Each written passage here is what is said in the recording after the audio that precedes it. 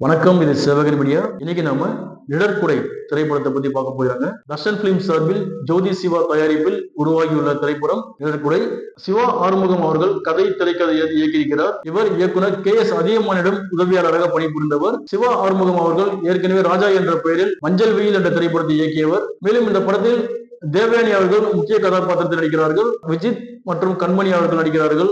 முக்கிய வேடங்களில் இளவரசு, ராஜ் கபூர், மனோஜ்குமார், வடிவகரிசி, நீலிமா ஆகியோர் நடிக்கிறார்கள். நிகாரிகா மற்றும் அஹானா என 2 குழந்தைகள் நடித்திருக்கிறார்கள். மேலும் தர்ஷன் சிவா என்ற புதுமுகம் மெட்டலான கதாபாத்திரத்தில் மிரட்டியிருக்கிறார். அவர் சிவா ஆறுமுகத்தின் மகன் அவர் டேனியல் பாலாஜி நினைவூட்டுகிறார் நடிப்பில். இந்த படத்தில் ஒளிப்பதிவு RP குருதேவ், மியூசிக் நரேன் பாலகுமார் மிக சிறப்பாக அமைச்சிருக்காரு. இந்த படத்தில் ஹீரோ ஹீரோயின் 2 பேரும் வேலைக்கு போறாங்க. அவங்களோட குழந்தை இருக்கு. குழந்தைய பார்த்துக்க ஆள் இல்லாதனால ஒரு கேட்டகரி வேலைக்கு வைக்கிறாங்க.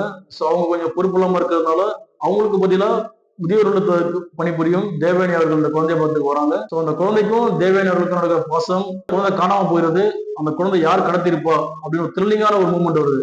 அந்த ஒரு ½ வந்து ஒரு த்ரில்லிங்கா ஒரு ஹாலிவுட் படம் பார்க்குற மாதிரி ஒரு த்ரில்லிங்கா இருக்கு. கிளைமேக்ஸ் ரொம்ப நல்லா இருக்கு. வித்தியாசமான கிளைமேக்ஸ் நல்லா இருக்கு. இசை நல்லா இருக்கு. மேலும் இந்த படம் வெற்றியடைய சேவகன் மீடியா சார்பாக வாழ்த்துக்கிறேன்.